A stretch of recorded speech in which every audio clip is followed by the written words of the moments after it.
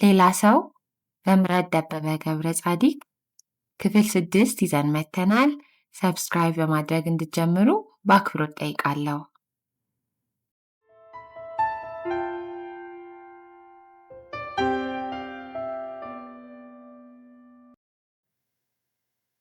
ሳንቾና ሚስጥር የዝናሽን አባት ምን እንደሚያደርጓቸው ግራ ገብቷቸዋል። ሚስጥር ልትቀርባቸው ፈርታ እያመነታች ራቅ ብላ ቆማለች። ህመሙ እጅና እግራቸውን ብቻ ሳይሆን የፊታቸውንም ቅርጽ ቀይሮት እውነተኛ መልካቸው ከጠፋ ቆይቷል። ማንንም ከቁብ ሳይቆጥሩ እያንጎራጎሩና ደረታቸውን እየደቁ ጎበጥ ያለ ሰውነታቸውን በያዙት በትር ደገፍ አድርገው ዝናዬ ዝናዬ የኔ ገር ሆደ ቡቡ የእናትሽ ልጅ ነው በጨለማው ለማን ጥለሽኝ ይሉና በየመሃሉ ጭንቅላታቸውን ይዘው ዝም ብለው ይወዛወዛሉ። በሌሊት ተነስተው ከዘነበ ወርቅ ድረስ አብዛኛውን መንገድ በእግራቸው ስለመጡ መቆሙም አቅቷቸዋል። አባባ እስኪ በርታ ይበሉ። መቼስ ምን ይደረጋል እንግዲህ፣ አሁን ማድረግ ያለብንን ነገር ትንሽ ብንነጋገር። ዶክተር ሌላ ሰው ነው እንድናግዞ የነገረን አለ ሳንቾ ፈራ ተባ እያለ ተጠግቷቸው። ምን አልከኝ ልጄ? ጆሮዬም እኮ በቅጡ አይሰማም አሉ ወደ እሱ ዞር ብለው ማንነቱን ለማጣራት ይመስል አይናቸውን ባዳፋ ኮታቸው ጠረግ ጠረግ እያደረጉ። ዶክተር ሌላ ሰው ነው እንድናግዞ የላከን አለ ጮክ ብሎ የበለጠ ቀረብ ብሎ። አዬ የተባረከ ሰው፣ እሱማ ያቅሙን ጥሮላት ነበር። አትትረፊ ብሏት የእሳት ራት ሆና ቀረች እንጂ የኔ አበባ እኔን ይቅጠፈኝ ብለው እንባቸውን እየጠራረጉ የሚለውን ለመስማት ትንሽ ጋብ አሉ። አባባ እንግዲህ ምን ይደረጋል፣ አይዞ ፈጣሪ ያመጣውን መቀበል ነው እንጂ አሁን እስኪ ምን መደረግ እንዳለበት እንነጋገር፣ እኛም የምንረዳው ነገር ካለ ብለን ነው ሲል፣ አይ ልጄ እኔ ምኑን አውቀውና ብለህ እናንተው ንገሩኝ እንጂ እንደምታየው ቤቱን ባህር ነው አሉ በሆስፒታሉ መሃል እንደቆሙ ሐዘናቸው ላይ ግራ መጋባታቸው ተጨምሮ። እስኪ እዛች አግዳሚ ወንበሯ ላይ አረፍ እንበልና ምን ማድረግ እንዳለብን እንማከር ብሎ ደገፍ አድርጓቸው በሆስፒታሉ መሃል ካለው ክፍት ቦታ ሄደው ተቀመጡ። ዝም ብላ ስታዳምጥ የነበረችው ሚስጥርም ከኋላ ትከተላቸው አጠገባቸው ቆመች። ሳንቾን በልቧ እያደነቀች ነገሩን እንደ ታዛቢ መከታተል ቀጠለች። ሰፈራቸው የት እንደሆነና ቀብሩ የት እንደሚፈጸም ጠየቃቸው። ሬሳውን ከየትና መቼ መውጣት እንደሚችሉ አረጋግጦ እስኪመጣ ድረስ ከሚስጥር ጋር እንዲጠብቁ ትቷቸው ወደ ውስጥ ገባ። በትራቸውን እንደተደገፉ ሲቆዝሙ ከላይ እስከታች በጥንቃቄ ስታጠናቸው ቆየች። አሁን የተወለደው ሕፃን የት እንዳለ ያውቃሉ? አለች ስትፈራ ስትቸር ዝምታዋን ለመስበር ፊታቸውን ላመል ወደ እሷ ዞር አድርጋ። እኔ ምን አባት ያውቄ ልጄ፣ ከዚያ አማኑኤል ነው የተገላገለችው ነበር ያሉት። መገላገል ከተባለ እድለ ከልብ መከረኛ ጨቅላ፣ ምን አባቴንስ ነው አሁን የማደርገው? አያንተ ፈጣሪ ምን ነው ብትወስደኝ እንዲህ ለጉድ ከጎልተኸኝ መጫወቻ ተመሆንብህ ብለው ሲንሰቀጸቁ የምታደርገውን አጣች። የበለጠ ጠጋ ብላቸው ትከሻቸውን መታ መታ እያደረገች አይዞት አባባ አይዞ፣ ሌላ ጥያቄ ለመጠየቅ ፈርታ ጥቂት ዝም ብላ ቆመች።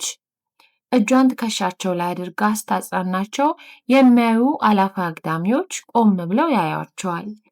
የቸኮለው ሲያልፍ ሌላው አንዳንድ እያለ ሲቆም ሳይታወቅ በሰው ተከበቡ። ነገሩን ለማወቅ ከግራ ከቀኝ የሚወረወረውን ጥያቄ ምን ብላ መመለስ እንዳለባት ግራ ገብቷት ጨነቃት። በመሃል ሳንቾ ደርሶ ገላገላት። እንዴ ምንድነው እሱ? ምንድነው የምትፈልጉት? ብሎ እጁን ሲያወናጭፍ አንድ በሰል ያሉ ሰው እሳቸው እያለቀሱ እሷም ልትረዳቸው ስትሞክር አይተን ነው፣ የምንረዳቸውም ነገር ካለ ብለን ነው አሉ ኮስተር ባለፊት። እሺ፣ እሳቸው ልጃቸው በድንገተኛ ለወሊድ መታ ሞታባቸው ነው። እኛ ልናግዛቸው እየሞከርን ነው ብሎ ወደ ዝናሽ አባት ዞረ።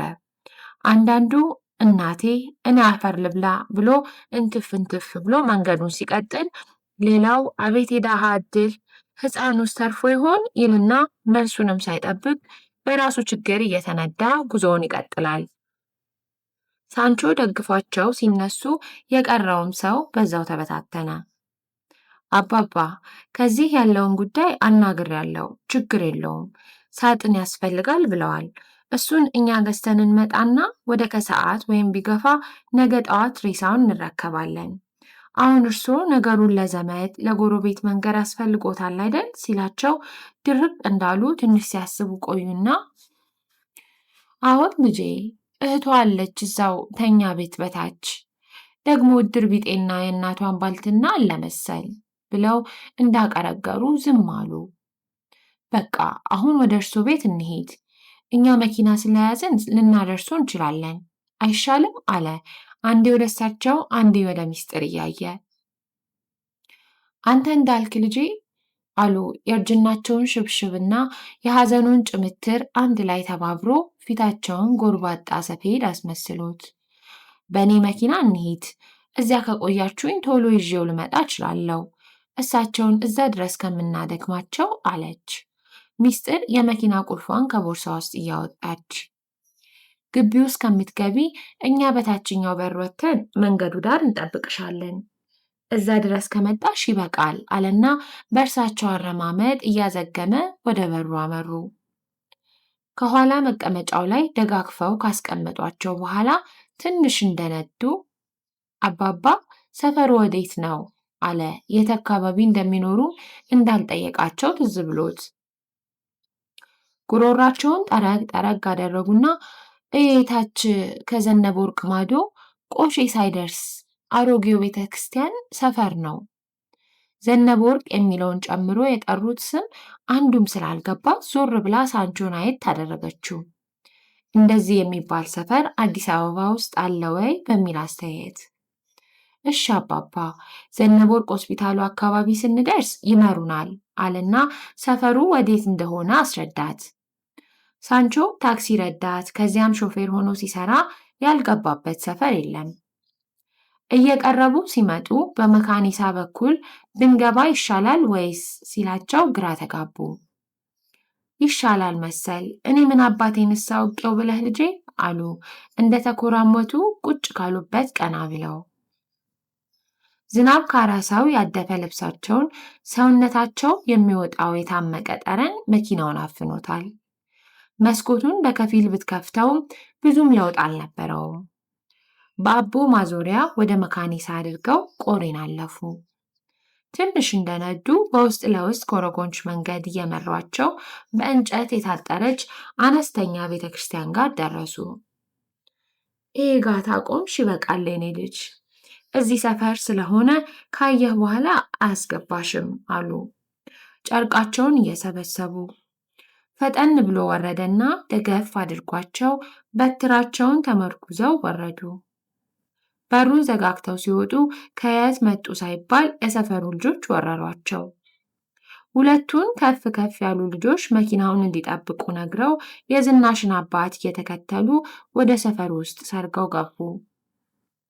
ሰፈሩ ከመቅጨቅየቱም በላይ ግለቷን የጨመረች ፀሐይ ከመሬቱ ጋር ተዋህዶ የተቀበረውን የዓይነ ምድርና ሌላ ቆሻሻ ቀሰቀሰው።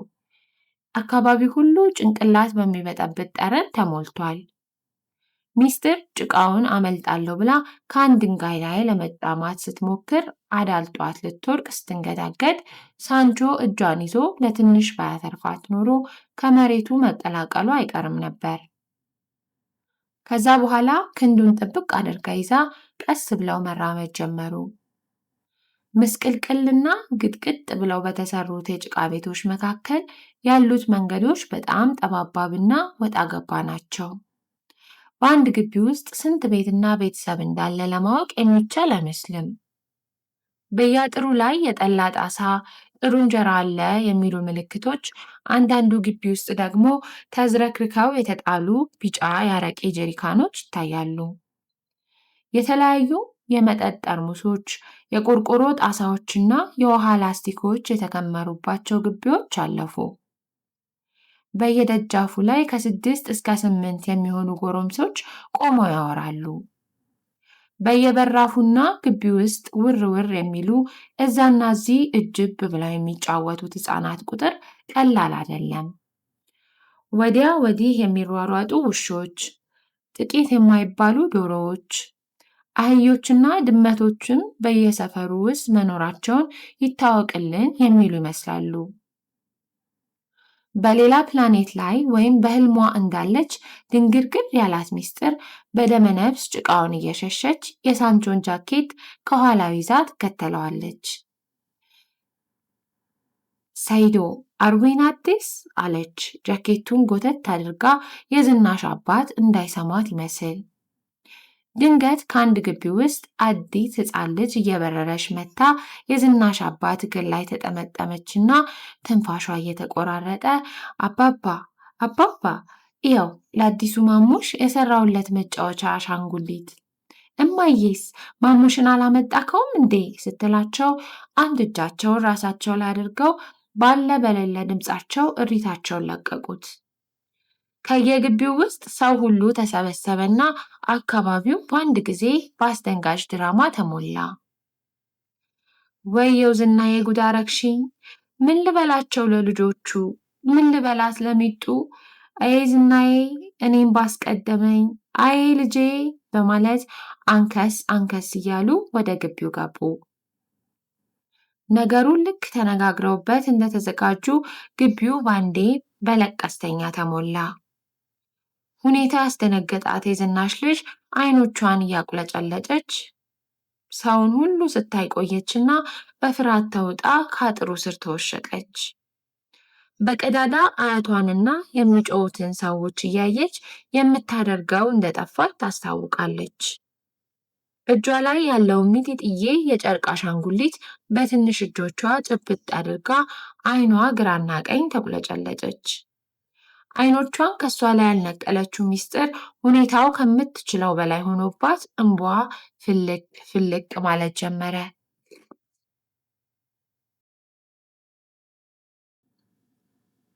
እንደምንም ቀስ ብላ ወደ አጥሩ ጠጋ አለችና ልጅቷን ከጀርባዋ ነካ አድርጋ ሚሚዬ ስትላት በቋፍ የነበረችው ልጅ እሪታዋን ለቀቀችውና ወደ ግቢው ውስጥ ሮጣ ገባች።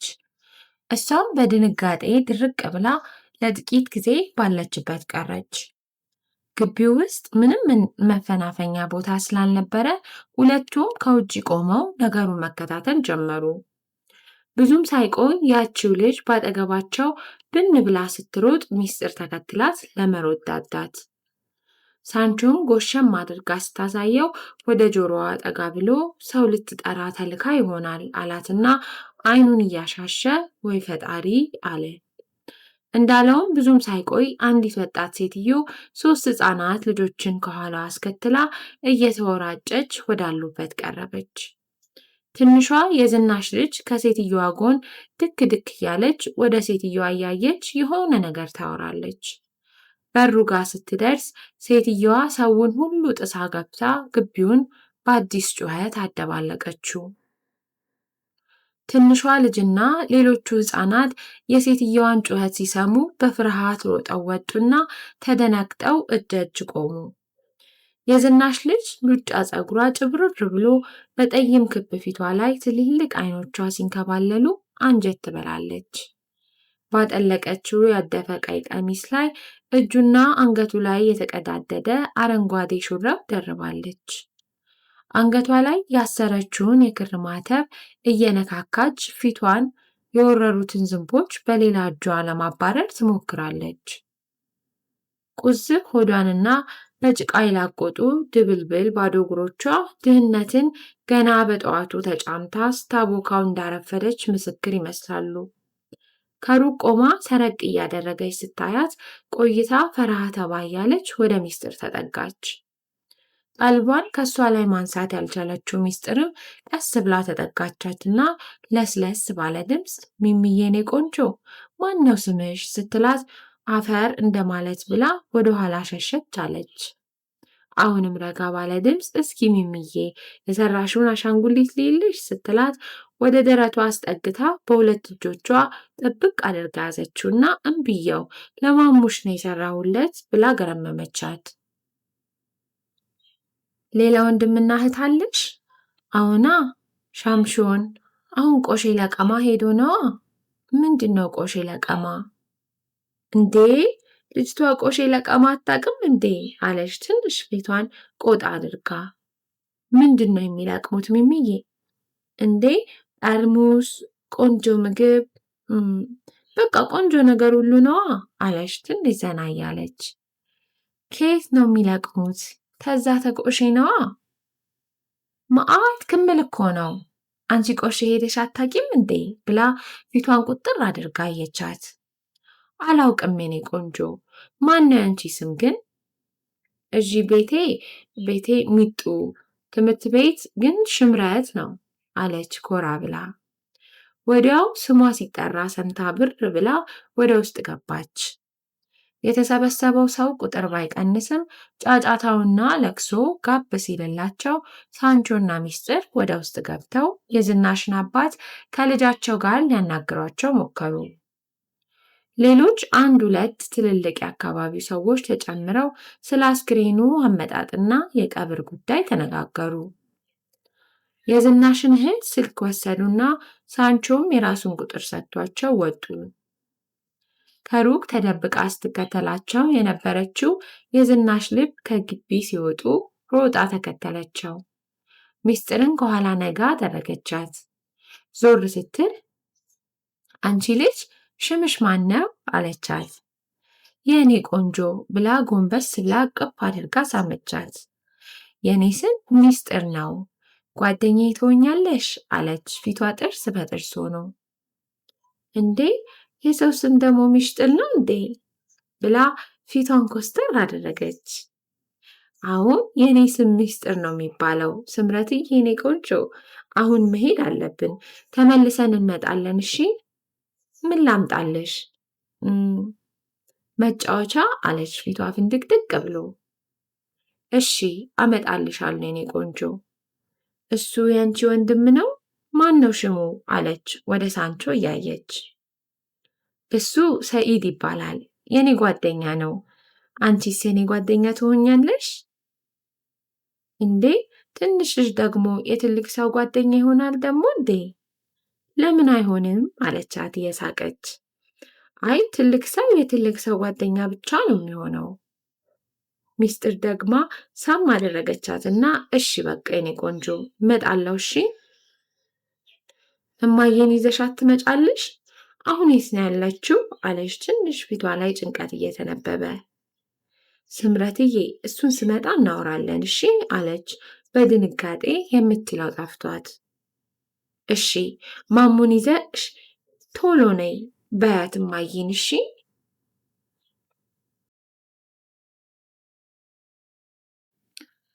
እሺ ብላ ፊቷን አዞረች፣ ሳታስበው እንባዋ እንዳያመልጣት ፈርታ።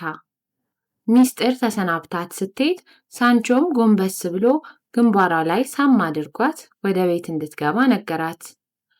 ዞር ሲል ሚስጥር ታለቅሳለች። በዝምታ ወደ መኪናው አመሩ። ሰዓቱ ከቀኑ 5:30 አካባቢ ሲሆን በጠራው ሰማይ ላይ የፀሐይዋ ግለት አይሏል። ቀኑ ብራ ሊውል ይመስላል።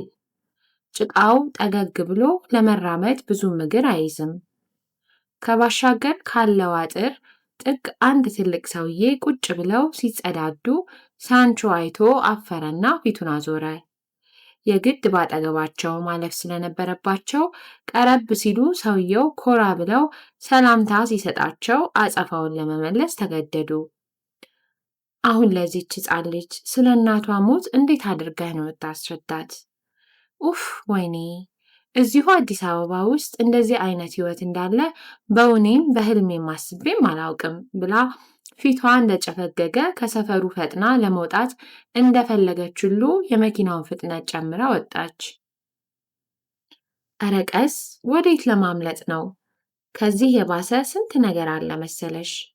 አዲስ አበባ እኮ አበባዋ ቦሌ መንገድ፣ ጃክሮስ ኤምሲ አካባቢና አስፋልቱን ተከትሎ ነው። ውስጡን ስትገቢ አዲስም የለም አበባም የለም። እድሜ የጠገበ አሮጌ መከራ ብቻ ነው። ለቀብር ስንመጣ ደግሞ የባሰውን ገና ታያለሽ። መላ የሌለው ዝብርቅርቅ ፉጨት ማፏጨት ጀመረ። አንተ ግን ምንም የገረመህ አትመስልም። ዘግናኝ ነገር እኮ ነው። በአንድ ከተማ እየኖርን ኦ ማይ ጋድ ብላ መሪውን በቡጢ ስጣልዘው ክላክሱ አንባረቀ። ሚስጥር እኔ እኮ ስምረትን ሳክል ነው ጎዳና ላይ ወጣሁት። ደሴ በየቱቦውና በየበረንዳው ላይ 6 ዓመት ኖሬያለሁ። እጣቢ ብቲ የቦይ ውሃ ሰው ሊያስበው የሚችለው ፈሳሽ ነገር እኔ ያልጠጣሁት የለም። ከውሻ ጋር ተሻምተን የተበላሽ ምግብ በልተናል። ሌሊቱን ሙሉ ላይ ዝናብ ዘንቦብኝ ሳልበላው እያድሬ ያውቃለሁ። ጫማ ማድረግ ምን እንደሆነ ያወቅኩት መቼ እንደሆነ ታውቂያለሽ? አዲስ አበባ መጥቼ ታክሲ ረዳት ሆኜ መስራት ስጀምር ነው። ለዛው 2 አይነት አሮጌ ጫማ። ጎዳና ላይ ስንኖር ተደብድቤና ደም በደም ሆኜ እንደ ሰው በሐኪም እርዳታ ሆስፒታል ገብቼ ሳይሆን በአላህ ፍቃድ ብቻ ነው ትረፍ ስላለኝ በተአምሮ የዳንኩት። ገና በ12 ዓመቴ 3 ጎረምሶች ሌሊት ላይ በግድ አንቀውኝ እያስጮሁ አለና ፊቱ ተለዋወጠ። የእጆቹ ጣቶች ደጋግሞ እያንቋቋ በረጅሙ ተነፈሰና ዝም አለ። ከፈለግሽ ሌላም ልነግርሽ እችላለሁ። ከዚህ የባሰ አይበቃም? ይሄ ላንቺ አስደንጋጭ የሆነ አዲስ ህይወት እይታ ሊሆን ይችላል። ለኔ ግን ተዘፍቄ የኖርኩበት ያረጀ የኑሮ ትዝታ ነው። አያስደነግጠኝም ማለት ግን አይሰማኝም ወይም አያመኝም ማለት አይደለም። ከማንም በላይ ውስጤን ያመኛል፣ ልቤን ያደመዋል ሲል እያንዳንዱ አረፍተ ነገር በድንጋጤ አድርቆ አስቀራት። ይህኛው የሳንቾ ታሪክ ፈጽሞ የማታውቀው ነው። ይቅርታ በራሴ አፈርኩ አለች ምን የምትለው ሲጠፋት። ለምን? የአንቺ ጥፋት አይደለም። እኔም ብሆን ያለፍኩበትን ህይወት እንኳን ለራሴ ለጠላቴም ልጅ አልመኘውም። የእውነታውን ጥልቀት እንድታውቂውና የዚህ አይነት ህይወት ለመረዳት ሩቅ መሄድ እንደማያስፈልግሽ እንድታውቂው ብዬ ነው። የግቢያችሁን ዘበኛ ወይም የቤት ሰራተኛችሁን ጊዜ ወስደሽ አዋሪያቸው። ብዙዎቹ ተመሳሳይ ታሪክ ተሸክመው ነው የሚዞሩት። ሀብታም ቤት ተቀጥረው ስለሰሩ ሀብታም ቤት ያደጉ እንዳይመስሉሽ። እንዲያውም ቆሼ ከሚኖሩት ይልቅ በየቦሌው በየቪላው ያሉ ዘበኞችና የቤት ሰራተኞች ናቸው የሚያሳዝኑኝ። ግንባሩ ላይ ያለውን ላብ ከኪሱ ናፕኪን አውጥቶ ጠራረገ። አይናችን ታውሮ ልባችን ተዘግቶ ነው። ልክ ነህ። እንደ ዝናሽ ያሉ መንገዱን የሞሉ የአእምሮ ህመምተኞች፣ ሳንቲም ወርውረንላቸው የምንሄደው የእኔ ቢጤዎች ሁሉ ታሪክና ኑሮ ያላቸው ሰዎች መሆናቸውን እንረሳለን። ስምረት የዝናሽ ልጅ መሆኗን ብቻ ሳይሆን ዝናሽ የስምረት ህይወትና ዓለም መሆናችንን መች እናስባለን? ኦ ማይ ጋድ! ምን አይነት ስግብግቦች ሆነናል! ካሰብንበት አሁንም ብዙ ጊዜ አለ። ከዛሬ የተሻለ ቀን ከአሁንም የተመቸ ሰዓት ኖሮ አያውቅም ብሎ በረጅሙ ተነፈሰ። በሱ በኩል ያለውን መስኮት ሲከፍተው ቀዝቃዛው ነፋስ የደጁን ብርድ ሽሽት ይመስል በጥድፊያ ከመኪናው ውስጥ ገብቶ ተጠቀጠቀ። ውይ በእናትህ ሳይዶ ዝጋው አይበርድህም እንዴ ብላ እስካርፏን አንገቷ ላይ አስተካከለች። ቆይ አንተ ግን እንዴት ይህንን ሁሉ ነገር ተሸክመህ አንድ ነገር እንኳን ሳትነግረኝ? ሚስጥር የምትሰሚው የጠየቅሽውን ብቻ ነው፣ የምትጠይቂው ደግሞ የፈለግሽውን ነው ሲላት ዞር ብላ አየት አደረገችው። ዛሬ ግን ትንሽ ፈላስፋ አድርጎሃል ሰይዶ። ጠለቅ ያለ ነገር ሆኖ ንግግር ሁሉ ምንድነው ነገሩ ብላ ትከሻውን መታ አደረገችው። ሁለቱም ለረጅም ደቂቃዎች በየራሳቸው ሐሳብ ውስጥ ተውጠው ቆዩ። እንዴ በዛው ጠፍቶ ቀረ እኮ ዶክተር ሌላ። ውይ እስኪ ደውልለት፣ ሲሄድ በጣም የተረበሸ ይመስል ነበር አለች ሐሳብ ገብቷት። ስልኩን ከኪሱ ውስጥ አውጥቶ ደወለ። አይገርምም? እኔም ልክ እሱን ሳስብ ነበር። ምናልባት ብቻውን መሆን ፈልጎ ይሆናል ብዬ ነው የተውኩት። በዝናሽ ጉዳይ በጣም ኢንቮልቭ ሆኖ ስለነበር በጣም ሳይጎዳ አይቀርም። ትዝ ይለኛል ትንሽ ሲሻላት እንዴት ደስ ብሎት እንደነበር። ንጹህ ከመሄዷ በፊት ሄደው ጠይቀዋት ነበር አለ። ወዲያው ስልኩ ሲነሳ ዶክተር እኛ ነን፣ አማን ነህ? ቼክ እናርግ ብለን ነው። ምን ደህንነት አለ ብለህ ነው ሳንች? የሰው ሕይወት በረከሰበት ሀገር ውስጥ ደህና መሆን መታመም፣ መታመምም መሞት ነው። ውስጤ በጣም ተረብሾ ስለነበር ለብቻዬ መሆን ፈለግኩኝ። በጣም ይቅርታ፣ በማታውቁት ችግር እናንተ ላይ ጥዬባችሁ ጠፋሁ አይደል? አለው ሐዘንና ተስፋ መቁረጥን በሚቀል የታከተ ድምፅ። አረ በፍጹም አትጨነቅ፣ እኛ ላንተን ያሰብነው። ያደረጉትን ነገር ባጭሩ ነግሮት 8 ሰዓት ላይ ሊገናኙ ተቀጣጠሩ። የተቀጣጠሩበት ሰዓት እስኪደርስ ምሳ እየበሉ የጀመሩትን ጨዋታ ቀጠሉ። የህይወት ታሪኩን በሙሉ ከስር ከመሰረቱ ጀምሮ አጫወታት። ከተቀጣጠሩበት ኢትዮጵያ ሆቴል ቀድሟቸው ከአንድ ጥግ አካባቢ ተቀምጦ ጋዜጣ ሲያገላብጥ ደረሱ። ወንበር ስበው ተቀመጡና ስለ ዝናሽ ማውራት ጀመሩ። ታዲያ የቀብሩን ሰዓት ወሰኑ እንዴ? አለ ሌላ ሰው ውሃ ውስጥ ተነክሮ የተረሳው ሻይ ከመቅላት ወደ መጥቆር መቀየሩን እያየ። አስተናጋጁን ጠርቶ ቀጭን ያለቀለት ሻይ አዘዘ። ለነገ ጠዋት ነው የታሰበው። ቀብሩ የሚፈጸምበት ቤተክርስቲያንም እዛው ሰፈር ነው መሰለኝ። የእህቷ ቤት ትንሽ ሰፋ ስለሚልና ግቢ ውስጥም ትንሽ ባዶ ቦታ ነገር ስላለ ከዛ ነው ሬሳው እንዲወጣ ያሰቡት ሲል ሚስጥር ቀበር አድርጋ፣ በህይወቴ እንደዚህ አይነት ሰው የሚኖርበት ቦታ ይኖራል ብዬ በተለይ እዚህ አዲስ አበባ ውስጥ አስቤም አላውቅም። ወይኔ ደግሞ ብታይ የዝናሽ ትንሿ ልጅ የኔ ናት። ለህፃኑ መጫወቻ አሻንጉሊት ሰርታ አያቷን ብላ እንባዋ ቀደማትና መቀጠል አቃታት። ከቦርሳዋ ውስጥ ናፕኪን አውጥታ አይኗን ጠራረገች። ህፃኑ ግን አሁን የት እንዳለ ይታወቃል እንዴ ለመሆኑ? የት ነው ግን የወለደችው? አለች አሁንም ካልወጣው እያለ የሚተናነቃትን እንባ እየገታች በተቆጣጠረ ድምፅ። ገና አልደረሰችም ብለው ከጥቁር አንበሳ መልሰዋት አማኑኤል ኮሪደር ላይ ነው የወለደችው ብላ ነው ነርሷ የነገረችኝ። ጠዋት ስትነግረኝ በጣም ደንግጬ ነበር። ስለ ህፃኑ ምንም አልጠየቅኳትም። እሷ ምንም አልነገረችኝም መሰለኝ። ጭፍግግ ያለ ፊቱን ፈታ ቋጠር እያደረገ ለማሰብ ሞከረ። የእሷን መሞት ከሰሙ ቢያንስ ቤተሰብ ሳያማክሩ ለአንዱ ህፃናት ማሳደጊያ ወይም ጉዲፈቻ ድርጅት እንዳይሰጡት ደግሞ። አሁንማ እኮ የልጅ ገበያውም ደርቷል አሉ። በተለይ አዲስ የተወለደ ህፃን በጣም ነው የሚፈለገው ይላሉ አለ ሳንቾ አንዳንድ የሰማቸው ታሪኮች ትዝ እያሉት። ለምንድን ነው አዲስ የተወለደ ህፃን የፈለጠ የሚፈለገው? አለች ሚስጥር ነገሩ ከምታስበው የተገላቢጦሽ እየሆነባት።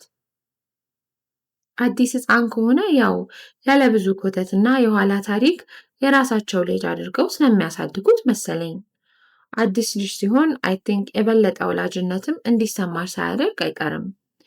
በተለይ ተጥለው የተገኙ ልጆች ከሆኑ ደግሞ ተቀናቃኝም ስለማይኖር የበለጠ ይመረጣሉ ይባላል። ከሆስፒታል ማዋለጃ ክፍሎችና የጨቅላ ህፃናት የክትባትና ክትትል ክሊኒኮች ስለተሰረቁ ልጆች ብዙ ሰምቻለሁ ሲል ነገሩ ሁለቱንም ዘገነናቸው። እውነትህን ነው? የማይሰማ ነገር የለም። እስኪ ለማንኛውም ሲስተር ጋር አማኑኤል ልደውልላት ብሎ ስልኩን አውጥቶ ጠዋት የደወለችለት ነርስ ጋር ደወለ። ህፃኗ ሴት መሆኗንና ትንሽ የመተንፈስ ችግር ስለነበረባት ጥቁር አንበሳ 6ኛ ፎቅ እንዳስተኛት ነገረችው። ብዙም ሳይቆዩ በእርሱ መኪና ተያይዘው ህፃኗን ለማየት ወደ ጥቁር አንበሳ ሄዱ። ገና የተወለዱ ጨቅላ ህፃናት ወደሚተኙበት ክፍል ደርሰው መረጃ ለመጠየቅ ቢሞክሩ ምንም የሚረዳቸው ሰው አላገኙም። አንዲት እድሜዋ ገፋ ያለ ነርስ ወደ ውስጥ ለመግባት በሩን ስትከፍት ጠጋ ብሎ ደህና ዋልሽ ሲስተር፣ እባክሽ ላስቸግርሽ ሲላት በሩን በእጇ እንደተደገፈች ዞር ብላ ስታየው ዶክተር ሌላ ሰው እባላለሁ። ጠዋት ላይ አንድ ህመምተኛዬ ከአማኑኤል ሆስፒታል ወልዳ ነበር። ሕፃኗ ትንሽ የመተንፈስ ችግር አጋጥሟት እዚሁ ተኝታለች ብለውኝ እሷን ለማየት ነበር ሲል ፈጠን ብላ ማን ነው ስሟ? የእናቷ ስም ዝናሽ በድሉ ነው። እስኪ ልይልህ እናቷም እዚሁ እኛው ጋ ናት ወይስ? አለች ሌላ ሰውን ከላይ እስከታች እያጠናች። ብዙ ሐኪሞች ለሕመምተኛ ያን ያህል ተጨንቀው እነዚህ ሲያደርጉ ስለማታይ ትንሽ ገርሟት፣ አይ አይደለም፣ በጣም ነው የሚያሳዝንሽ። ጳውሎስ ልካዋት ከወለደች በኋላ ብዙ ደም ፈሷት በሰዓቱ ሳይደርሱላት እዛው አርፋለች። ውይ ውይ፣ እኔ አፈር ልብላ። እስኪ ውስጥ እንግባና ቼክ ላድርግልሃ። ቀን ላይ እንደሱ አይነት ነገር ሲያወሩ የሰማው መሰለኝ አለች በሩን ከፍታ እንደያዘችለት። ከእነርሱም ጋር አብረን ነው የምንሰራው። መግባት ይችሉ ይሆን ሲላት ፈቀደችላቸውና ተከትለዋት ወደ ውስጥ ሰለቁ። ገና ሲገቡ የክፍሉ ሙቀትና አዲስ የተወለዱ ሕፃናት ጠረን ተቀበላቸው። ወደ አንድ ቢሮ አስገባቻቸውና ለማረጋገጥ ሕፃናት ወደሚተኙበት ክፍል ሄደች። ብዙም ሳትቆይ ተመለሰች። አዎን አለች፣ ምንም አትልም። አተነፋፈሷም ብዙ ለውጥ አለው። ውይ ደግሞ እንዴት ቆንጅዬ ልጅ ናት መሰላችሁ። ታዲያ ቤተሰብ አለ ወይስ ምንድን ነው የሚደረገው? ስትል እርስ በእርስ ተያዩ። የእናቷ እህትና አባት አሉ። ሌሎች ሁለት ታላላቅ እህትና ወንድሟም ከአያትየው ጋር ነው የሚኖሩት። ግን ያው ችግረኛ ቤተሰብ ነው አለ ሌላ ሰው ጠረጴዛው ላይ በከፊል ደገፍ ብሎ እንደተቀመጠ። አባቷስ? አባቷ እንኳን የሚታወቅ አይመስለኝም አለና የዝናሽን ታሪክ ባጭሩ ሲነግራት በነገሩ የበለጠ አዘነች። አይ ሰው መሆን መፈጠር የሚያስጠላበት ዘመን። ታዲያ ምንድን ነው የምትደረገው? በመስታወት ግድግዳ ውስጥ አጮልቀው በተርታ ተደርድረው የተኙትን ሕፃናት ለማየት ሞከሩ። እስኪ እንግዲህ የእናቷ ቀብርም ነገ ነው መሰለኝ። ቤተሰቡን አናግረን የሚደረገውን እናያለን። እዚህ ብዙ የሚያቆዩት ይመስልሻል? ወላጅ የሌላቸው ልጆች ምንድን ነው የሚያደርጉት? አይ ዶክተርዬ፣ ብዙ የጉዲፈቻ ድርጅቶችና የሕፃናት ማሳደጊያዎች አሉ። ተረካቢ ቤተሰብ ከሌለ ለፖሊስ አስታውቀን እነርሱ ይወስዷታል። ከዛም ወይ አንዱ ፈረንጅ ይወስዳታል። ምን መላ አለው ብለህ ነው የድሃ ነገር ብላ ሰዓቷን አየት ታደረገች። ሲስተርዬ፣ የትኛዋ እንደሆነችም እኮ አላወቅኩም። ባክሽን ቀረብ ብለን ልናያት እንችላለን? አለች ሚስጥር ፈራ ተባ እያለች። ቆይ እስኪ ትንሽ ደህና ከሆነች ወደዚህ ላምጣላችሁ፣ እስከዛው እዛሽ ጋር እጃችሁን መታጠብ ትችላላችሁ ብላ ወደ ውስጥ ገባች።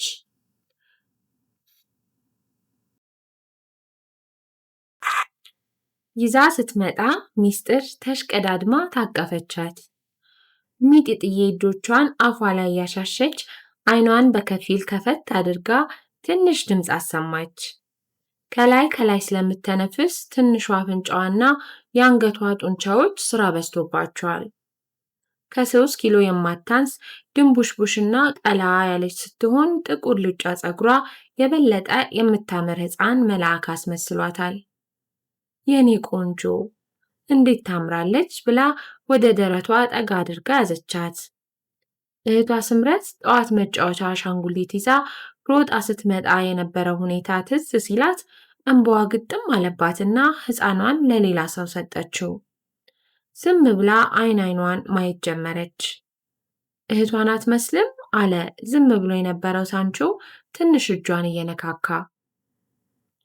እኔም እሱን ነበር ሳስብ የነበረው አለች ሚስጥር መልሳ ከሌላ ሰው ላይ የተቀበለችው። ነርሷ ተመልሳ ስትመጣ ቤተሰቡን አነጋግረውና ከቻሉም ይዘዋቸው ከቀብር በኋላ እንደሚመጡና ከዛ ወዲህ ግን ከሆስፒታል መውጣት ካለባት እንድትደውልላቸው ስልካቸውን ሰጧት። ሕፃኗን ከተቀበለች በኋላ ሌላ ሰውን ትኩር ብላ አየት ታደረገችውና ባለፈው በቲቪ ኢንተርቪው ሲያደርጉ የነበረው ከአሜሪካ የመጣኸው ሳይካትሪስት ነህ ስትለው ትክክል እንደሆነ ነገራት።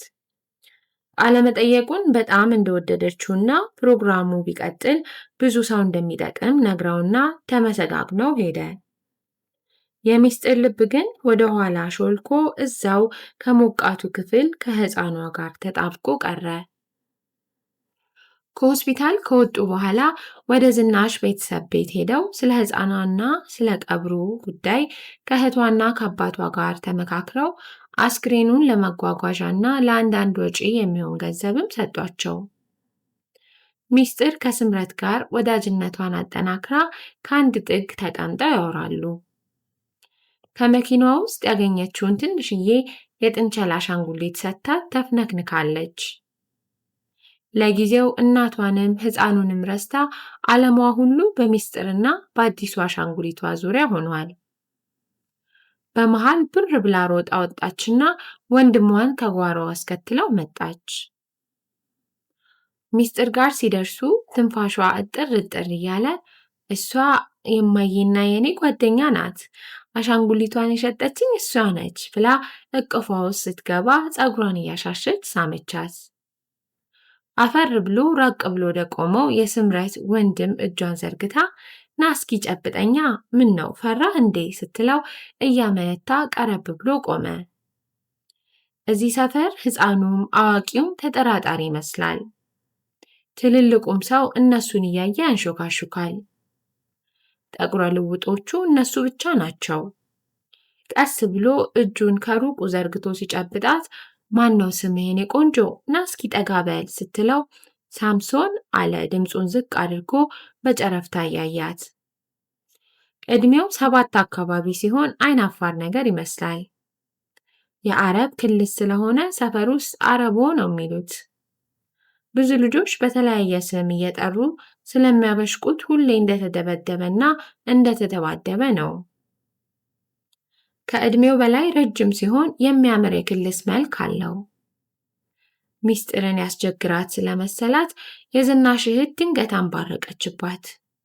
በሉ ወደ ጓዳ ሂዱ፣ ምን አይነቱ አይነ አውጣዎች ናቸው ባካችሁ ገፊዎች ስትል ደንብረው ተሯሩጠው ሄዱ። ሚስጥርም በድንጋጤ ክው ብላ መልስ ለመስጠት እንኳን ጥቂት ጊዜ ወሰደባት።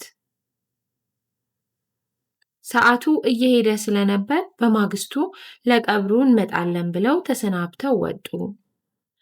ሳንቾን ቤቷ አድርሳው ለብቻዋ ወደ ቤቷ ስትነዳ የዝናሽ ልጆች ሁኔታ ጭንቅላቷን ወጥሮ አካሏ ብቻ ነበር መኪና ውስጥ የነበረው። ልቧ አንዴ ሆስፒታል ያለችውን አዲሷ የዝናሽ ልጅ ጋር ደግሞ ዘነቡር ቆሼ ሰፈር ስታወራቸው የዋለችውን ስምረትና ሳምሶን ጋር ሲመላለስ ነበር። ዋናው መግቢያ በር ላይ ስትደርስ ከማታ ተረኛ ዘበኛው ጋር እንደ ልማዷ ትንሽ አውርታ ደህና ይደሩ አለችና አልፎ አልፎ እንደምታደርገው ለቡና መጠጫ ብላ ትንሽ ገንዘብ ስታስጨብጣቸው ወደ ታች ለጥ ብለው ወደ ላይ የተለጠጠ ምስጋናቸውን አዘነሙባት። ወደ ግቢ ስትገባ የግቢው ስፋትና ማማር እሷና እናቷ ብቻ የሚኖሩበትን ባለ 6 መኝታ ቤቱን ትልቅ ቪላና ባለብዙ ክፍል ሰርቪስ ቤት አይታ ለመጀመሪያ ጊዜ ሀፍረት ተሰማት። ቤት እንደገባች እንደለመደችው ጫማዋን ወርወር አድርጋ የእናቷን ጉጭ ሳም አድርጋ ወደ መኝታ ቤቷ ለመሄድ ስትዞር ሚሚዬ ትንሽ ቁጭ በይ እንጂ የት ትሄጂ አሉ። ውይ ማሚዬ ዛሬ እንዴት እንደደከመኝ you have no idea የት እንደዋልኩ ብታቂ። መጀመሪያ ግን ሻወር መውሰድ አለብኝ፣ ቁሽሽ ነው ያልኩት። ልጆቹ የሉም እንዴ አለች ፊቷን በድካም እንደጨፈገገ። አረ ነበሩ ብለው ተጣሩ። የት ስትዞሪ ውለሽ ነው ልጄ እንደዚህ ጭቃ በጭቃ የሆንሽው? እራትስ በልተሻል አሉ ከግር እስከ ራሷ እያጤኗት። አይ ይቅርብኝ፣ ቆይ አሁን ልብሴንም ልቀይር ማሚዬ። ሽሮ ነገር ካለ ትንሽ ቀምሳለሁ እና ቡና ካለ ራስ ምታቱም ሊገለኝ ነው ብላ መልሳቸውን ሳትጠብቅ ወደ ላይ ወጣች። መኝታ ቤቷ ስትገባ የክፍሉ ስፋትና የአልጋው ትልቅነት፣ ቁምሳጥኗ ውስጥ ያለው ልብስ ብዛትና መልበሻ ጠረጴዛው ላይ የተደረደረው የሽቶና የቅባት አይነት ሁሉ በዘነበ ወርቅ ድሆች ላይ የሚቀልዱ አሽሟጣጮች መስለው ታዩአት። በፍጥነት ልብሷን ውልቅልቅ አድርጋ ፎጣዋን እንደያዘች ከውሃ ውስጥ ገባች። ውሃውን ለቃ ጸጥ ብላ ቆመች። ለሰስ ያለው ውሃ ዛል ያለውን የጋለ ሰውነቷን ቀዝቀዝና ዘና አደረገላት። ከጠዋት ጀምሮ ስታየው የዋለችውን አሳዛኝ ትዕይንት ግን ከውስጧ አጥቦ ሊያስወጣላት አልቻለም። የዝናሽ አባት ጉስቁልና፣ የልጆቹ ዕጣ ፈንታና በዘነበወርቅና የታጨቀው የሰው ልጅ ስቃይ በአንዴ በውስጧ ተግተልትለው አለፉ። ትንሿ የዝናሽ ልጅ ገና በልጅነቷ ያረፈባት የመከራ ዱላ ያላጠፋው የዋህ ፊቷ ድቅን አለባት። በአንድ አዲስ አበባ ውስጥ ስንት አይነት ሰው አለ! ድምጿን ባታወጣውም ውስጧ ግን እየለፈለፈ ነበር። አዲስ አበባ የማታውቃቸውና እሷን የማይመስሉ ሌላ አይነት ሰዎች በሌላ ሰፈር እንደሚኖሩ እስካሁን አለማወቋ አስደንግጧታል። ጎረምሶችና ሕፃናቱ፣ ሴቶቹና ወንዶቹ፣ አዛውንቶቹና አቅመ ደካሞቹ ሁሉ ታዩአት። ቆሼና ዘነበወርቅ የአንድ ሰፈር ሁለት ስሞች። ቢያንስ ዝናሽን ለማዳን ጊዜ ያለፈ ቢሆንም የዝናሽ ልጆች ዕጣ ፈንታ ግን በሌላ ሰው ሊሳበብ የማይችል የእሷ ኃላፊነት እንደሆነ አሰበች። ትንሽ ቀለል ብሏት ሰውነቷን አደራርቃ ከመታጠቢያ ቤት ወጣች። ዘነበወርቅ ካፈሩ ወርቅ ባይታፈስም ከወርቅ ይልቅ የከበሩት እንደ ከዋክብት የሚያበሩት የዝናሽ ልጆችና ሰፈሩ ውስጥ የሚርመሰመሱት ሌሎች ሕፃናት ታዩአት። ሰው $1,000,000 አፍስሶ ከድንጋይ መሃል ወርቅ ያስሳል። እዚሁ ከተማ መሃል የፈሰሱትን ሕያዋን ወርቆች ላይ ግን የቤትና የሆቴሉን ቆሻሻ ይደፋባቸዋል። ይህንን እያሰበች አንገቷ ላይ ያለውን የወርቅ ሐብል አውልቃ በጥንቃቄ አስቀመጠች። የዝናሽ ልጆች በጭቃ ዳክረውና በረሃብ ጠውልገው በእናታቸው ሞት ቁስማቸው ተሰብሮ አልጋ በሌለበት ሜዳ ላይ ወዳድቀው ታዩአት። በሚያምር ሙዳይ ውስጥ የጨመረችው የሚያብለጨልጭ ወርቅ በምጸት የሳቀባት መሰላት።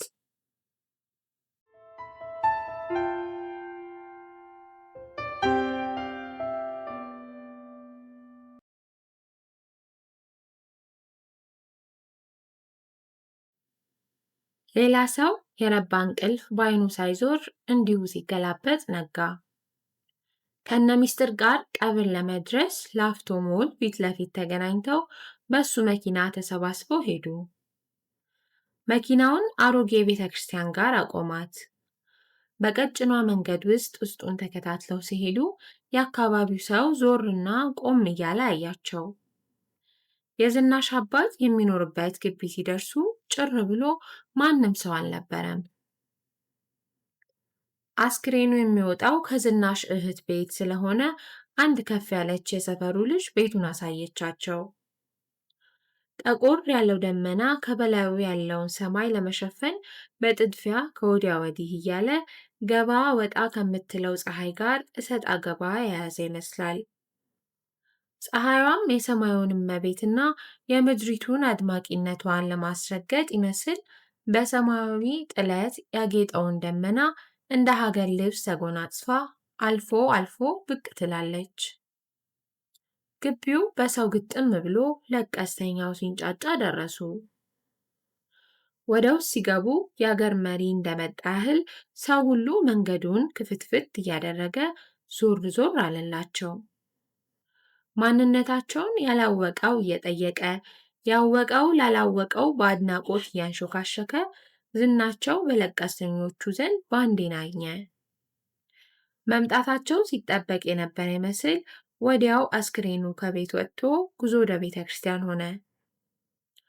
ሚስጥር እነ ስምረትን ፍለጋ ዓይኗ ግራ ቀኝ ቢንከራተትም አንዳቸውም በአካባቢው አልነበሩም። ሌላ ሰው በበኩሉ ገነትን ወይም እናቷን የሚመስል ሰው ካገኘው ብሎ ወዲያ ወዲህ ማማተሩን ቀጠለ። ስርዓተ ፍታቱ እስኪያልቅ ድረስ በዕድሜ ገፋ ወዳሉ ሰዎች በቀስታ እየቀረበ ማጠያየቁን ቀጠለ። አንድም ፍንጭ የሚሰጠው ሰው አላገኘም። ጸሎቱ አልቆ አስክሬኑ ሲያዘቀዝቅ የዝናሽ እህት ለያዥ ለገናሽ አስቸገረች። ወደ ጉድጓዱ ካልወደኩ ብላ ስትዘፈለፍ ተረባርበው ዘወር አደረጓት።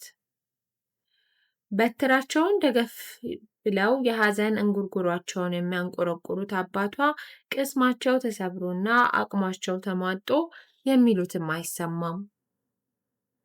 በቀብሩ ላይ የተገኙት አብዛኞቹ ዕድሜያቸው የገፉ አዛውንቶች ናቸው።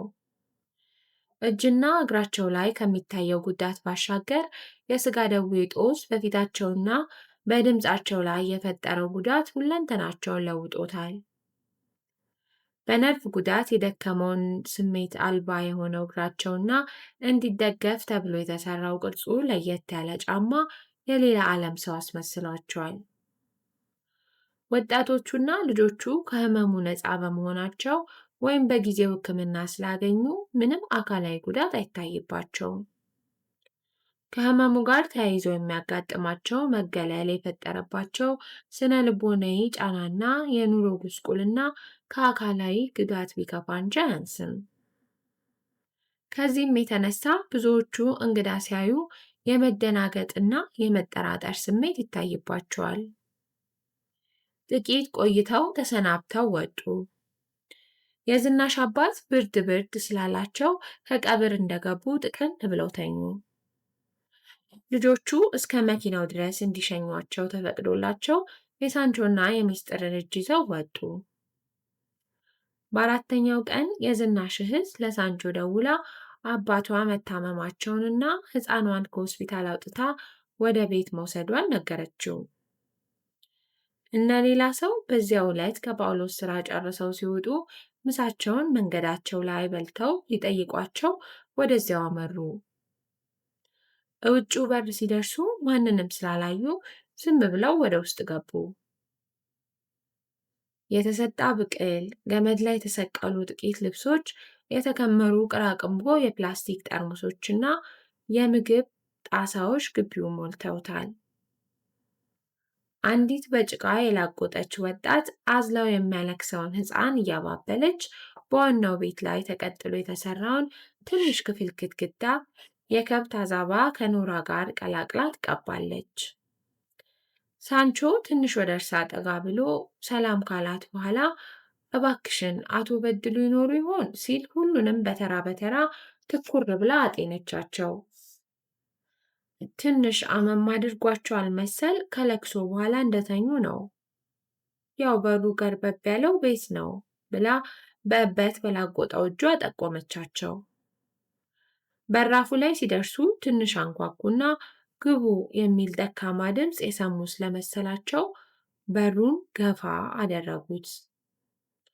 ወደ ውስጥ ሲገቡ ጨለማውንና የታፈነውን እምቅ አየር ተቀበላቸው። ጤና ይስጥልን፣ ደህና ከረሙ አባባ አለ የቀድሞ የገባው ሳንቾ። ደህና ይመስገነው ብለው ሳላቸው አቋረጣቸው። ምን ነው ልጆቼ በዚህ በጭቃ እዚህ ድረስ መድከማችሁ? አሉ ከተኙበት መኝታ ላይ ተነስተው ለመቀመጥ እየሞከሩ። መኝታቸው ከግድግዳው ተጣብቆ የተሰራ ከፍ ያለ መደብ ሲሆን በላዩ ላይ በጆንያ ከረጢት የተጎሰረ የጭድ ፍራሽና ድሪቶ ተደራርቦበታል። ከራስጌያቸው ሻጥ ያደረጉትን ከዘራ ሳቡና ተደግፈው ለመቀመጥ እየሞከሩ ውይ እናቴ ዓለሜ ብለው ጭንቅላታቸውን በሌላኛው እጃቸው ደግፈው ሌላ ዙር አሳሉ። ከጫማ ውጪ ያለውን እግራቸውን አንጠልጥለው እንደምንም ተቀመጡ። ተቆራርጠው ያለቁ ጣቶቻቸውና ስልል ያለ በጠባሳ የተዥጎረጎረ እግራቸው ከእርሳቸው ሰውነት ጋር የተያያዘ አይመስልም። ሚስጥር ዝግንን ብሏት ፊቷን ወደ በሩ ዞር አደረገች። ባደረገችው ነገር እፍረት ተሰማትና ፊቷን ወደ እርሳቸው የግዷን መለሰችና እንደግፎ አባባ አለች ወደ ቀመጡበት ቀረብ ብላ። እረ ልጄ ግድ የለም በስንቱ ትደግፉኝ፣ እመብርሃን እሷ ብድራችሁን ትሰጣችሁ። እስቲ እንዲያው ንጡህም አይደል እግራችሁን አጠፍ አርጉ እስኪ እዚያች ላይ ልጆቹም የሉ መሰል አሉ ስቅቅ ብሏቸው ከፊት ለፊት ወዳለው የረጅም የእንጨት ሳጥን እየጠቆሙ። እስቲ ልጄ እሱን ላስቲክ ወዲያ ወደ መሬት ላይ ገፋ አድርጊውና ተቀመጡ አሉት ሳንቾን ጭንቅላታቸው ላይ ያሰሩትን ጨርቅ ጠበቅ እያደረጉ። ግድ የለም አይጨነቁ አባባ፣ እርሶ ጋደም ይበሉ እኛ እንቀመጣለን ምነው ህመሙ ባሰብዎ እንዴ? አለ ሌላ ሰው ጠጋ ብሎ ጆሮ ግንዳቸው ላይ እጁን ጣል አድርጎ። ትኩሳት እንዳላቸው አየና የልባቸውን ማመታት ለማየት ከአንገታቸው ስር ያለውን ደም ስር ትንሽ ጫን ብሎ ያዘ። ከድካሙ ጋር የተደራረበ ጉንፋን ነገር ይሆናል ብሎ ስላሰበ ጥቂት ጥያቄዎችን ከጠየቃቸው በኋላ ተጠጋግተው ተቀመጡ። ዓይናቸው በጨለማ የተዋጠውን ጠባብ ክፍል ሲለምደው ግራና ቀኝ እየቃኙ ቤት ውስጥ ባሉት ነገሮች ግራ ተጋቡ። እዚህና እዛ በቡትቶ ጨርቆች የተወታተፈው ግድግዳ ንፋስና ብርድ ስለሚያስገባ አልፎ አልፎ ንፋሱ ሲበረታ ዜማ የሌለው ፉጨት ያሰማል። ልጆቹ ትምህርት ቤት ሄደው ነው? አለች ሚስጥር ጸጥታውን መታገስ ሲያቅታት። አይ ተማሪ ቤትስ አይደለም፣ አሁን እዚሁ ነበሩ። ወይ ቆሼ ወርደው ይሆናል አሊያም እዚሁ ሰፈር ውስጥ እየተጨዋወቱ ነው አለ ከእንግዶቻቸው ጋር በደረቁ መፋጠጡ እያሳቀቃቸው። ሁለቱም የዝናሽ ልጆች ከእርሶ ጋር ነው የሚኖሩት? አዎድ፣ ሌላ ምን መድረሻ አላቸው ብለሽ? እናታቸው እንዲሁ ጎዳና ቤቴ እንዳለች መቅኖ ቢስ ሆና እንደወጣች ቀረች።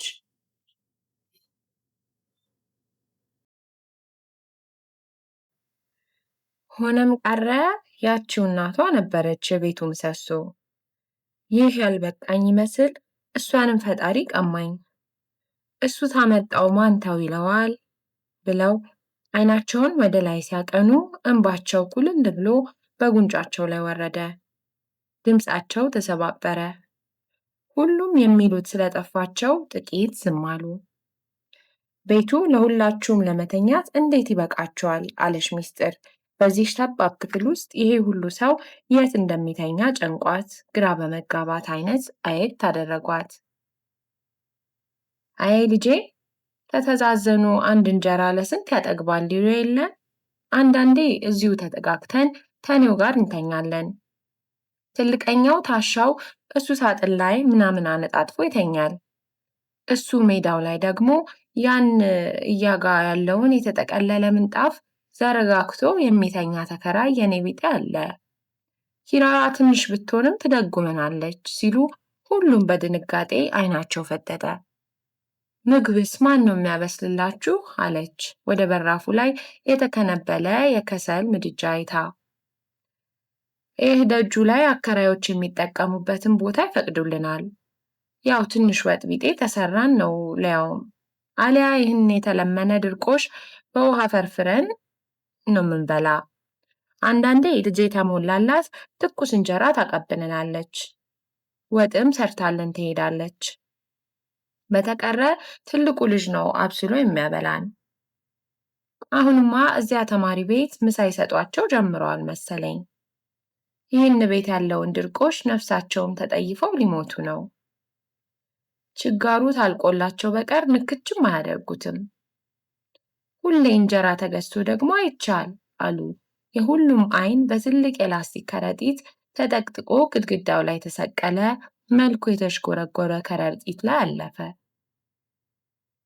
ይህን ሁሉ እርሶ ለምነው ያመጡት ነው? አለ ሌላ ሰው ወደ ከረጢቱ በእጁ እየጠቆመ። አዎ፣ ያ ግድግዳ ላይ በከረጢት ጥግ የተቀመጠው እሱ ነው። ብዙ ስለሚተርፍ ይሸጣል።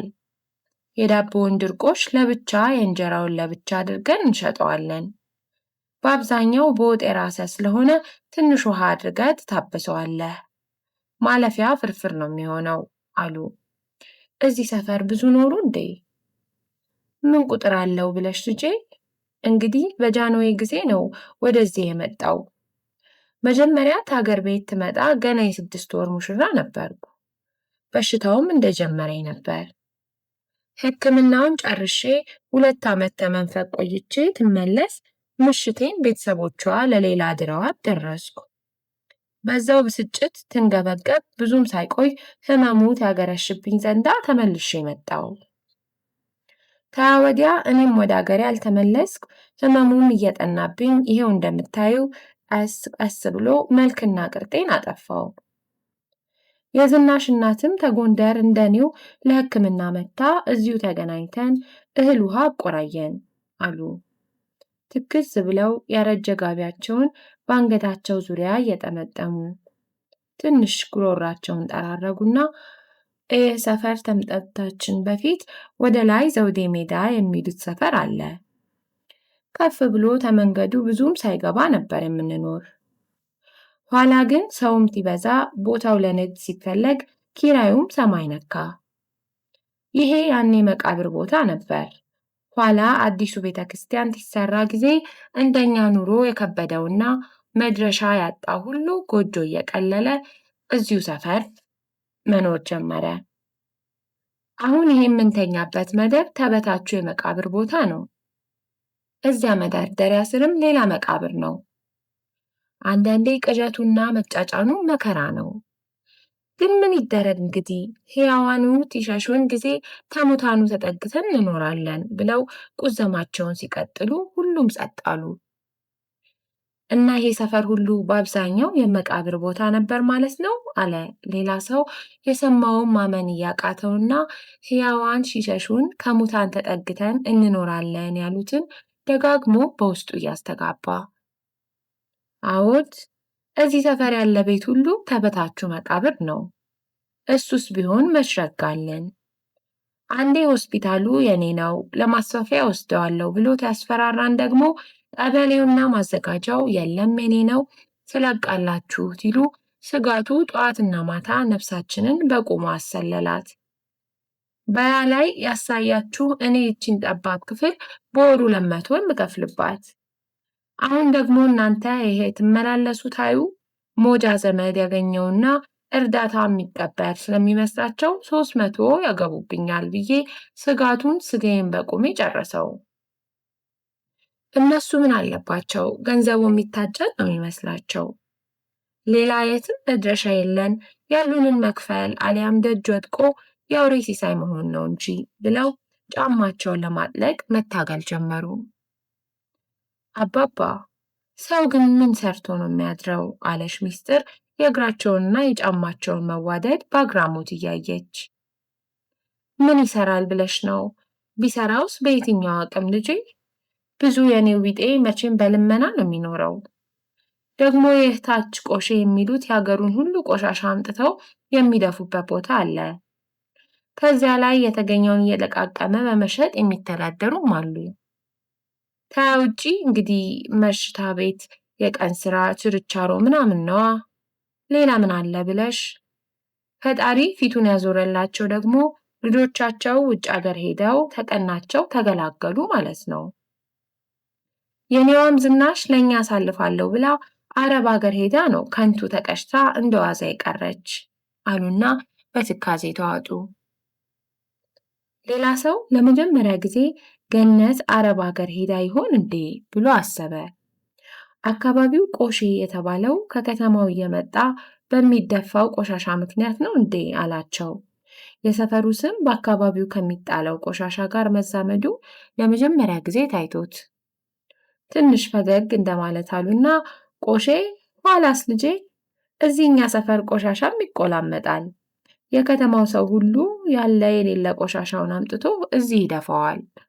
እኛም ተያገራችን ይህንን ቆሻሻ የቁምጥና በሽታ እናራግፋለን ብለን መተን እንደ ቆሻሻው እዚሁ ተጥለን ተረስተን ቀረን። መልከ ጥፉን በስም ይደግፉ እንዳሉ ነው። እኛም ቆሻሻውን ቆሼ፣ መቃብር ላይ የተሰራውን መንደር፣ አሮጌ ቤተክርስቲያን ሰፈር እያልን እንኖራለን። የሚያሳዝኑኝ የእኛን አበሳና እርግማን ተሸክመው የሚወለዱ እኚህ ሕፃናት ናቸው። ሚስጥር መቀመጫው ስለቆረቆራት አቀማመጧን እያስተካከለች እርሶስ ምን ይሰራሉ? በምንድን ነው የሚተዳደሩት? አለች። ሳንቾ በጥያቄዋ ትንሽ ሰቀቅ ብሎ ጎሸም አደረጋት። ከበስተር አስጊያቸው ሽር ብላ ያለፈችውን አይጥ አይተው በበትራቸው ሊመቷት ሞክረው ሳቷት። ይቺ መናጢ ሰላቢ በቃ እኮ እዚህ መቃብር ውስጥ ይራባሉ፣ ማን ይቻላቸው? ምን ድመቱም እኮ አቃተው። የገባችበትን ቀዳዳ እያዩ አይናቸው ወዲያ ወዲህ ተንከራተተ። እንግዲህ ሴት በሌለበት ባዶ ቤት መታችሁ እንዲሁ በወሬ አደረኳችሁ። እንዲያው አሁን እዚህ ድረስ ምን አደከማችሁ? ሚስጥር ብድግ አለችና ይዘው የመጡትን ኩኪስ ከፈተችና በወሬ ተጠምደን ረሰት አደረግኩት። ከዚች ላይ ያዙ አባባ ምንም አትሉ ስትላቸው ምን እንደሆነ ጠጋ ብለው ለማየት ሞከሩ። ምንድነው ልጄ አሉና አንዲት ፍሬ አንስተው ወደ አፋቸው ሰደዱ። እያላመጡና ጉሮሯቸውን እየጠራረጉ እንዴት ትጣፍጣለች ልጄ! ይህችን እነ ሚጡሻ ታገኙ እንጃ። እሷማ እኮ ያላንቺም ወሬ የላት አሉ። እንዲጨምሩ ቀረብ ስታደርግላቸው ትንሽ ተግደርድረው ጨመሩ። የጠየቀቻቸው ጥያቄ ትዝ ሲላቸው ጉሮሯቸውን ጠረግ ጠረግ አደረጉና አቅም እያለኝ በደህናው ቀን ምን ያልሰራውስ አለ ብለሽ ነው? ጥሩ ግንበኛ ነበርኩ። ኋላ ግን በሽታው እጅና እግሬን ቆምሞ ሲጨርሰው ምንም መስራት አልቻልኩም። ልመናው እንዴት ያሳፍራል መሰለሽ! የሰው ፊት ማየቱ፣ ስድቡ፣ ፀሐዩ፣ ከሰው ተውሻ ጋር ተናጥቆ መኖሩ። ኧረ ተይኝ! ያኔ ባቡሩ ሳይቋረጥ ፊት ደግሞ በልብስ አጥላቂነት ትንሽ ሰርቼ ነበር ሲሉ ስላልገባቸው እርስ በርሳቸው ተያዩ። ምንድነው አባባ ልብስ አጥላቂ? አለች ሚስጥር ቀበል አድርጋ። ነጋዴውና ፊናኖስ ፖሊሱ አይጥና ድመት ነበር የሚጫወቱ። ታዲያ ምን ያደርጋሉ መሰለሽ? እንደኔ ያለ አንድ 4 ቆማጣ ይዘው አዲስ አበባ ይሄዱና ልብሱን ሰዓቱን ምን ይቀራል ብለሽ ነው ደራርበው ተራራ ያሳክሉንና ባቡሩ ወይ አውቶቡሱ ውስጥ እንጎለታለን። ታዲያ ፈታሹ ፖሊስ ሲመጣ ይህንን እጃችንን እናንከረፍፍና ፊታችንን አጨፍግገን ከላይ የተደረበውን ቡትቶ ስናሳያቸው ተጠይፈውን ትተውን ያልፋሉ። 1-2 ዓመት እሱን ሰራሁኝ። ኋላ ግን ጤናውም ጠፋ። ወይ በረሃው ላይ ያለው ሙቀትማ ተይኝ። አንዳንዴ እዛው ልብስ ውስጥ ቀልጬ የማልቅ ይመስለኛል። ወይም ታፍኜ ልሞት እደርሳለሁ። ተኋላ ግን አቅሜ ተዳከመና ከልመና በቀር ምንም መስራት አልቻልኩም አሉና አገጫቸውን በሁለት እጃቸው ደግፈው ዝም አሉ። እኔ ልጅ ሆኜ ከማውቀው ሰፈሩ በጣም ተቀያይሯል። ሰውም የበዛ ይመስላል። ቆሬ የሚባለውም ይኸው ሰፈር ነው ወይስ? አለ ሌላ ሰው ከዚህ ሰፈር ውስጥ በልጅነቱ በነገነት ደሳሳ ጎጆ ውስጥ የበላው የአረቄ ቂጣና ትኩስ ሽሮ ትዝ አለው። አይ ዶክተር፣ እሱማ ምኑ ቅጡ፣ ለውጥማ ምን ልክ አለው? እንኳን ላንተ ለእኛም ችግር ነው።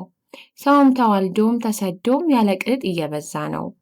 የድሮ ሰውማ ደግሞ ረገፈ እንደ ቅጠል። ድህነቱም የዘመኑ በሽታም ስንቱን ቀጠፈው መሰለ። ደግሞ መጤው በዛ፣ ህመምተኛውም ችግርም ያሳደደው። ደግሞ ለወንጀለኛውም ቢሆን ሁነኛ ጎሬ እኮ ነው። ማን እንደሆን ማንን ያውቃል ብለህ ነው? እኛ ስንመጣ ሰፈሩ በተለይ ተይ በታች ጥቅጥቅ ያለ ጫካ ነበር። ጅቡ ብትል ምኑ፣ አሁንማ ዛፉ ሁሉ አልቆ ሀገሩ የሰው ጫካ ሆኗል። ለረጅም ጊዜ በላይ በላዩ ሲያስላቸው ቆየና ትንሽ ጋብ ሲልላቸው ከላይ ከላይ እየተነፈሱ ዝም አሉ። የምታደርገው ግራ የገባት ምስጢር ተነስታ ትከሻቸውን ደግፋ ካጠገባቸው ቆመች። አይዞ እስኪ በቃ አረፍ ይበሉ፣ ዝም ብለን አደረቅነው አይደል? አለች እንደቆመች። አይ አይደለም፣ አይዞሽ ልጄ ደህና ነኝ። ሂጂ አረፍ በይ። ቅዝቃዜውም የሰሞኑን ድካም ተደራርቦ ነው መሰል። ደግሞ ይቺ አስሜ አረፍ ብላ ነበር፣ ልትነሳብኝ ነው መሰል አሉ ላብ ያቸፈቸፈ ፊታቸውን ራሳቸው ላይ በጠመጠሙት አሮጌ ጨርቅ እየጠረጉ። ከዚያም አፋቸው ውስጥ ያጠራቀሙትን አክታ የሚተፉበት ቦታ ስላጡ መልሰው ዋጡትና ወሬያቸውን ቀጠሉ። ምንድን ነበር ያልከኝ ልጄ? የኔ ነገር በቃ ጃጀው መሰል ነገር ታይምሮዬ ሰልበኝ ጀምሯል አሉ ወደ ሌላ ሰው እያዩ። አይ ኧረ በፍጹም እርስዎ እንዲያውም በጣም ጎበዝ ኖት። ስለ ቆሬ ነበር የጠየቅኩት። አሁንማ የሰፈሩ ስም አበዛዙ አይጣል ነው። አገር ከተማ እኮ ሆኗል። ተላይ ተመካኒሳ እስከዚህ ደግሞ ቁልቁል ገደሉ ውስጥ ተጦሼ ታች ተሆስፒታሉ ማዶ ታስፋልቱ ባሻገር ብዙ ሰፈር ነው ያለው። ቆሬ የሚሉት ግን ወዲያ ወደ መካኒሳ አቅጣጫ ስትሄዳለው ነው። አሁን ሰፈሩ ተለውጦ ገነት መስሏል። ደርግ እንደወደቀ የተፈነቀለና በጦርነት እጅ እግሩን ያጣ ጉዳተኛ መጠለያ ሰርተው እዚያ ነበር የሚኖሩ። ኋላ የእኛን የቆማጦች ሰፈር ሲሉ እዛ ያለውን ሰው ደግሞ እነሱን ቆሪጦች እያለ መጥራት ጀመረ። ታዲያ እነርሱ ነገሩ አናዷቸው ነብር ሆኑ። አቅሙም ስለነበራቸው ያጠቁን ጀመር። ታዲያ ኋላ ቆሪጥ የሚለውን ትቶ ሰው እንደ ቀልድ ቆሬ ሲል ሰፈሩም ያው ቆሬ ሆኖ ቀረ።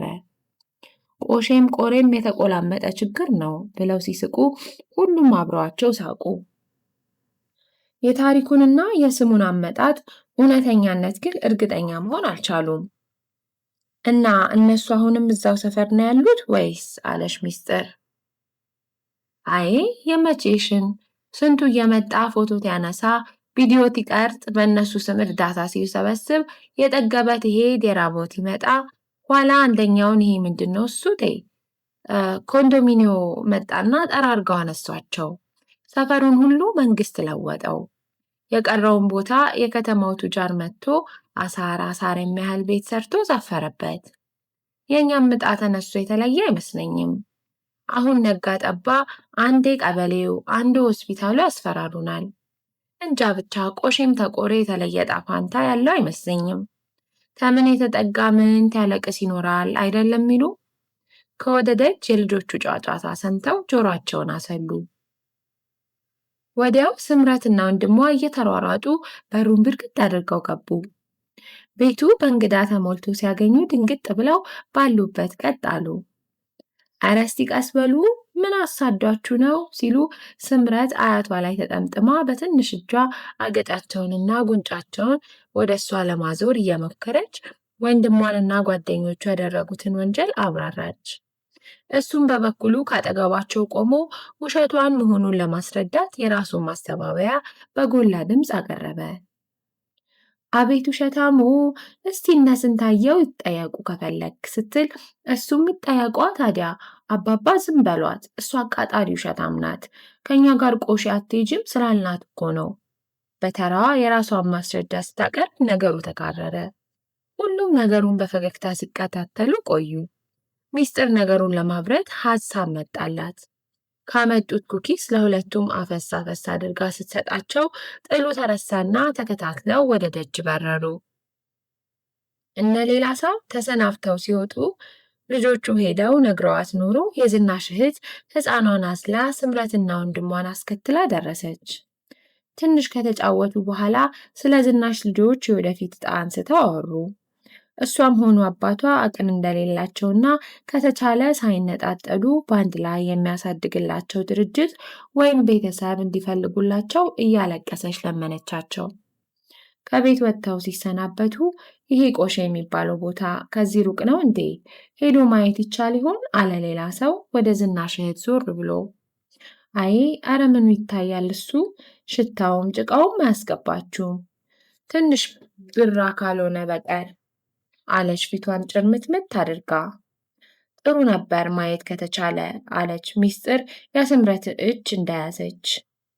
እኔና ሻምሾን እናሳያችሁ አለች ስምረት በደስታ እየዘለለች።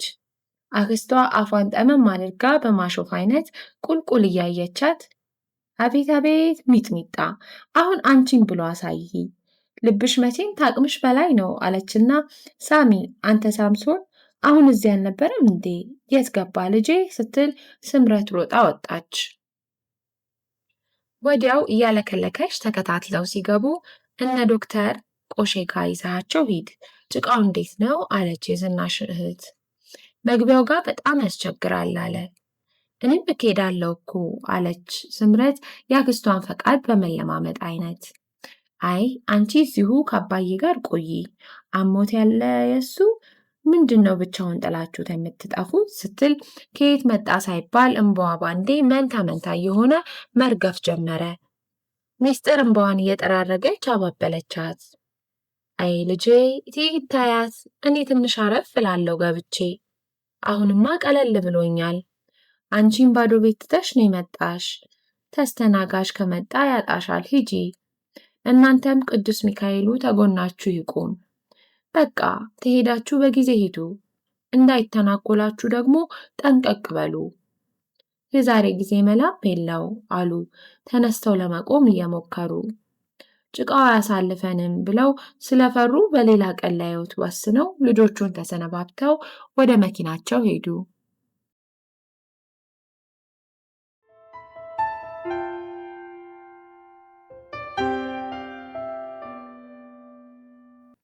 ሌላ ሰው ክፍል 6 ይህንን ይመስላል።